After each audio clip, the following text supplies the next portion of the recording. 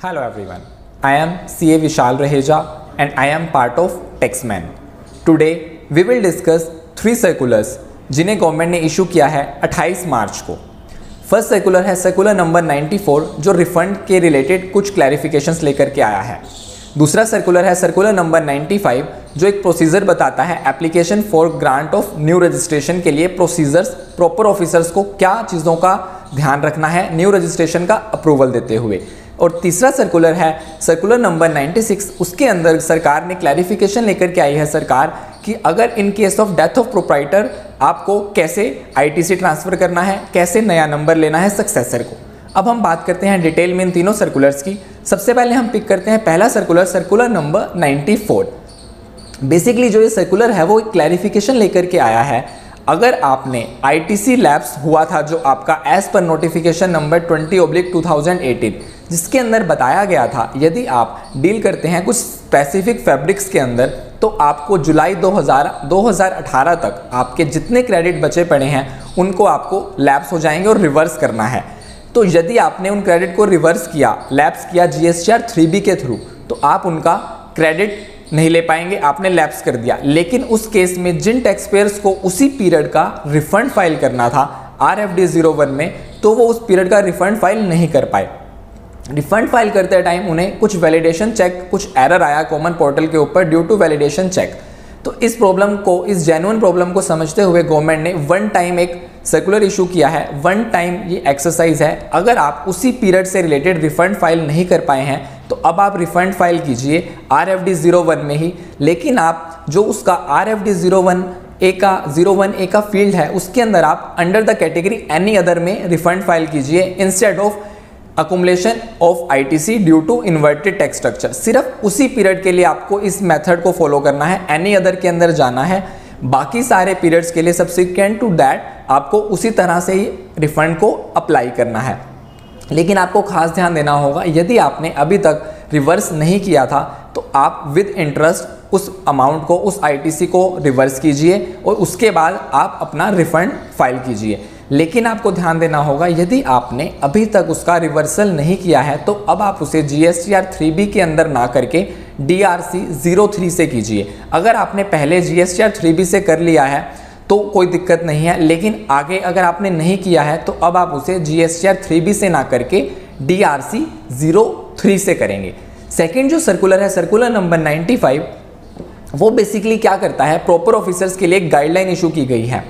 Government ने observe किया बहुत सारे ऐसे टैक्स पेयर्स थे जिनका registration due to non compliance proper officers ने कैंसिल कर दिया। मान लीजिए टैक्स पेयर ने 6 महीने तक अपना GST रिटर्न फाइल नहीं किया तो उनका GST रजिस्ट्रेशन कैंसिल कर दिया गया।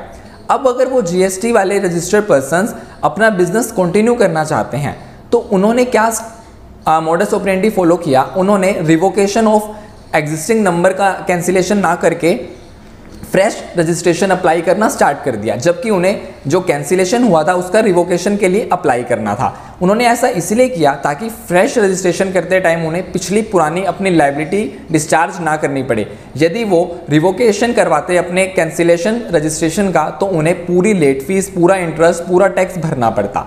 लेकिन उन्होंने क्या किया, नया रजिस्ट्रेशन अप्लाई कर दिया।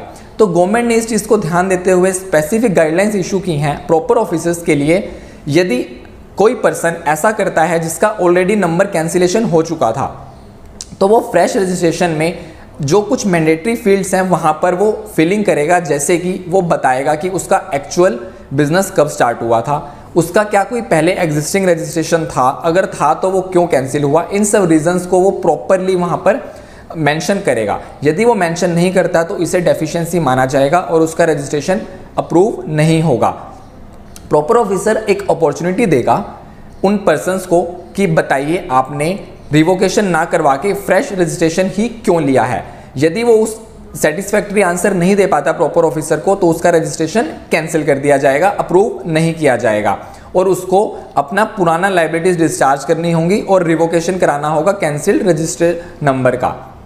अब बात करते हैं तीसरे सर्कुलर की। जो तीसरा सर्कुलर है वो एक क्लैरिफिकेशन लेकर के आया है ताकि पूरे कंट्री के अंदर एक सिंपल सिमिलर स्ट्रक्चर फॉलो किया जाए in case of death of proprietor. यदि डेथ हो जाती है प्रोप्राइटर की तो उस केस में अगर आपको अपना बिजनेस ट्रांसफ़र करना है सक्सेसर के ऊपर तो क्या प्रोसीजर उसे फॉलो करना होगा। सबसे पहले आप एक नया रजिस्ट्रेशन अप्लाई करेंगे सक्सेसर का, वहाँ पर रीज़न देंगे कि आप नया रजिस्ट्रेशन ले रहे हैं। रीज़न ये है कि डेथ ऑफ प्रोप्राइटर हुई है और आप नया रजिस्ट्रेशन अप्लाई कर रहे हैं, वहाँ पर आप मेंशन करेंगे। सेकंड चीज़ आप क्या करेंगे, जब उस पर्सन का एग्जिस्टिंग जिसकी डेथ हुई है उसका नंबर कैंसिल कराएंगे तो वहाँ पर आप रीज़न लिखेंगे कि नंबर हम कैंसिल करा रहे हैं और रीज़न में मेंशन करेंगे due to death of proprietor. उसके बाद वहाँ पर आप बताएंगे कि इसकी टैक्स लायबिलिटीज़ और आईटीसी किस नंबर के ऊपर ट्रांसफ़र होंगे, किस जीएसटी नंबर के ऊपर ट्रांसफ़र होंगे। और आप इस बात को ध्यान रखेंगे जितनी भी लायबिलिटी जिस पर्सन की डेथ हुई है उसके जीएसटी नंबर के ऊपर जितनी भी टैक्स लायबिलिटीज़ थी वो सारी की सारी ट्रांसफ़र हो जाएंगी न्यू रजिस्टर्ड पर्सन्स के ऊपर। उनको जो नया नंबर लेगा पर्सन उसको उस सारी लायबिलिटीज़ को भी डिस्चार्ज करना होगा, वो उसके लिए लायबल होगा।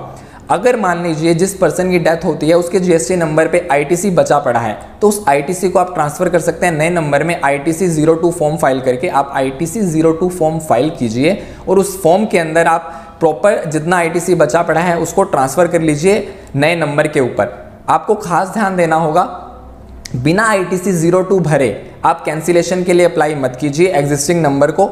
आप पहले नया नंबर लीजिए, पुराने नंबर से आईटीसी 02 फाइल करके आईटीसी को ट्रांसफ़र कीजिए और उसके बाद कैंसिलेशन के लिए अप्लाई कीजिए ताकि आपको नुकसान ना हो। जितना आईटीसी बचा पड़ा है वो सारा का सारा आईटीसी आपको मिल जाए। ये थे इंपॉर्टेंट अपडेट जो 3 सर्कुलर्स 28 मार्च को सरकार ने इशू किए हैं। यदि आपको हमारा वीडियो अच्छा लगा तो इसे लाइक कीजिए, शेयर कीजिए और टैक्समैन के चैनल को सब्सक्राइब कीजिए। और अगर आपने सब्सक्राइब किया है तो बेल आइकन को दबाइए ताकि आपका कोई भी अपडेट मिस ना हो, टैक्समैन के सारे अपडेट्स आपको मिलते रहें। धन्यवाद।